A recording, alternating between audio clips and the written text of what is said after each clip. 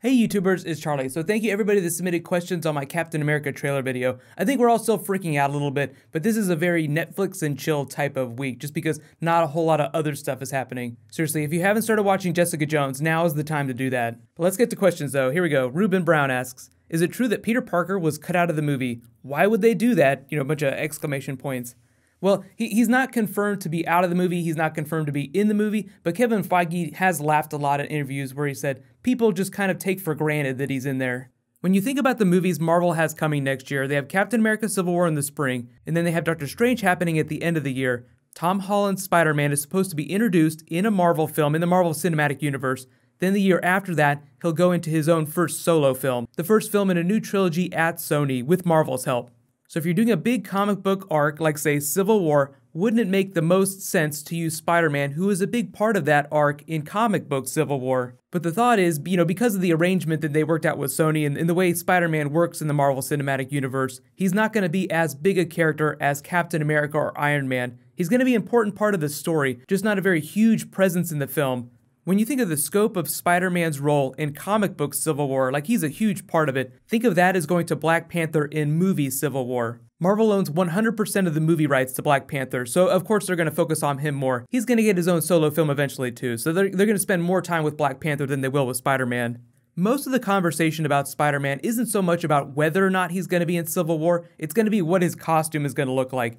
And it's supposed to start out super lo-fi, like the kind of costume a normal 15-year-old child would create. So I definitely think he's in there, but it's kind of a Luke Skywalker thing where they don't put him in any of the trailers, like you don't see him till the actual film.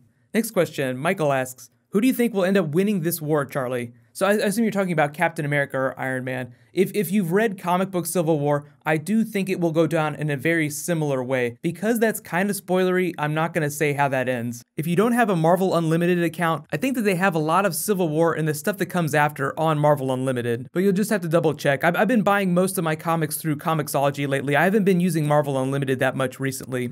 But I definitely think that they're going to go for the big twist at the end of comic book Civil War. I think they'd be wasting a big opportunity if they didn't try it, even though most of the world knows what happens during comic book Civil War. That's going to be a really funny, awkward situation that the Star Wars films are not in. Episode 7 has the advantage of being a completely new story that's not based on anything else. Next question, DYT asks, I know this sounds strange, but my favorite scene was when Captain America is confronted by Iron Man and Cap says, "It's been a long day." You can feel the tension in that scene, and as much as I love the action and seeing my favorite heroes, the solid acting performances in those tense scenes is amazing. So yeah, that's really where Robert Downey Jr. and those other actors shine, is when they're doing the drama stuff. Usually when they're pitching these stories to the actors, they're like, okay, what's my character going to be doing in this? What's his arc? They talk about these types of scenes. The big twists are just kind of signposts that they use to demarcate acts of the film. Like, well, on this act, this is going to be the big twist, but then when they fill it in with all those character moments, that's when it becomes an actual movie. Like, a lot of these big films are roller coasters. There's the roller coaster part where it's just like the thrill of like, oh my god, this is happening, everything's exploding on screen, it's going crazy. And then there's the really human moments that you relate to, like where you connect with the characters, like Cap and Bucky, their friendship. Next question, Patrick asks, where was the vision? I don't want to see Spider-Man until the movie. Hopefully they learn from Avengers Age of Ultron and aren't releasing as many clips.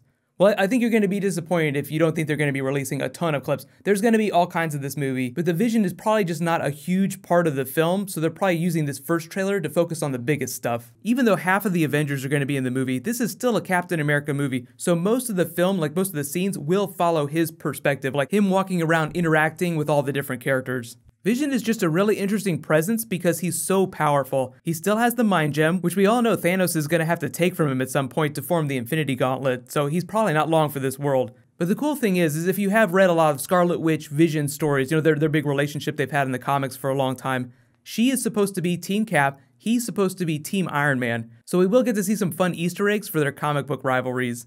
Nobody can fight like lovers fight, and you can write as many fics as you want about this film. There's going to be so much fic on Tumblr, it's going to be ridiculous. So just beware of the Tumblr tags that you're searching. You might find something that you didn't want to see.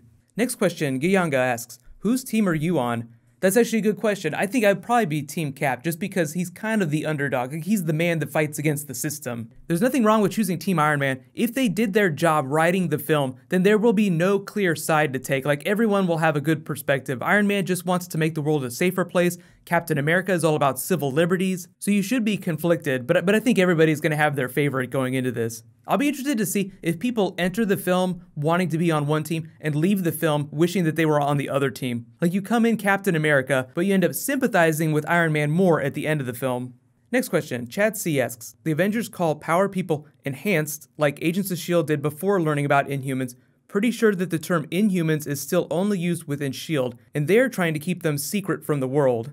Yeah, I think you have the right idea. I think they're going to use that term enhanced or gifted during Captain America Civil War. Although I do think the Inhumans movie is still supposed to be happening. Like they're still trying to make it happen. So I think at a certain point, they will become a public thing and the Avengers will start using that term. That'll probably happen sometime around Infinity War as they head into Phase 4. I think Phase 4, you'll see a lot more Inhuman stuff happening in the movie universe. I know there are a lot of rumors about the Inhumans movie being tanked when Kevin Feige and Marvel Studios kind of broke off into their own group, but as far as I know, it's still on the boards, like it's still going to happen eventually. The interesting thing that Vin Diesel has said about the Inhumans movie, and Black Bolt specifically, is that it's not so much about him courting Marvel, it's about Marvel courting him with the right script. Like he made it sound like Marvel is totally down with him being Black Bolt, it's just they haven't found the right script yet. Next question, ALK asks, when does the Punisher series come out? Is it before or after Daredevil Season 2? Well, I mean, it'll definitely have to be after because Punisher's only showing up for the first time in Daredevil Season 2. But the rumor is that they like him so much, they like Jon Bernthal's performance so much that they're going to try and stick him in a whole bunch of other stuff. There are a couple options. They could give him his own series, which I think is the most likely thing, or they could just put him in a bunch of other series. And I think for the most part, they're going to keep him local to the Netflix series. So like Luke Cage, Iron Fist, Daredevil, all those series. The Netflix characters are supposed to appear in Infinity War in some kind of way. Like after they become the Defenders, they're supposed to show up in Infinity War. So that'd be the logical place to stick Punisher in the movies. Like he's not going to show up in Thor Ragnarok. Punisher in the movies when the other Netflix characters go to the movies. What I want Jon Bernthal to do, though, is dress up in his Punisher costume and crash the Captain America Civil War press tour and have Chris Evans just say, no, dude, you are way too crazy. We don't want your help. Please go home. That's kind of what happens during comic book Civil War with Team Cap. They're like, okay, thanks for helping us out, Punisher, but you are way too crazy for us. Why don't you just go home? Just go do your own thing. Next question, Mary Beth asks, as more and more movies are made, it seems like they stand less and less on their own. For someone that hasn't read the comic books and watched only a few prior movies in the Marvel series, what's the best order to watch the movies to better understand everything leading up to this movie? I assume you're talking about Captain America Civil War. Do you need to watch any of the TV shows as well? Well, if you really wanted to, you could skip all the TV shows, like you don't need to watch those, and I would just watch the movies in chronological order, just to keep it simple. If you go to Marvel's movie wiki page, it has a list for all their movies in the chronological order in which they appeared. Just watch them in that order. It's real simple. Where you start watching the movies just depends on how familiar you feel like you are with the characters. Like if you already know who the Avengers are, like you know who Thor is, you know who Captain America is, you could probably just start with the Phase 2 movies. But if you are a glutton for punishment, you could totally marathon every single Marvel movie in chronological order and watch all the seasons of all the TV shows, at least the live action shows. The cartoon storylines don't have anything to do with the movies.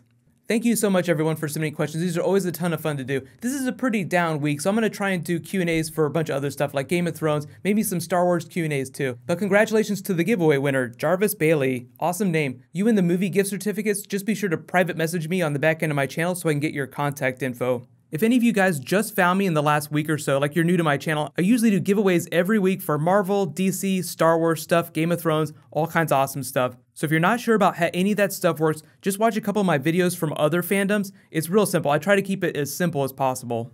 What's going to happen next is there's a bunch of Jessica Jones that I have to finish. There's a Game of Thrones Q&A that I want to do. There's a little bit more Star Wars. There's some more Flash and Arrow stuff and some DC movie stuff too. They released some more information about Doctor Strange as well. Mads Mikkelsen was confirmed for Doctor Strange, so I am super pumped about that. Probably playing Dormammu, but we can talk about that when I post my next Doctor Strange video. Be sure to subscribe to get everything, and I totally take requests, so there are videos that you don't see me doing that you guys really want me to do. Feel free to let me know in the comments. Just in case you guys want to watch it like 15 billion more times, you can click here for the Captain America Civil War trailer, and you can click here for all my Jessica Jones videos. This is the week to catch up on Jessica Jones. Thank you so much for watching, everybody. Let's high five. I'll see you guys tonight.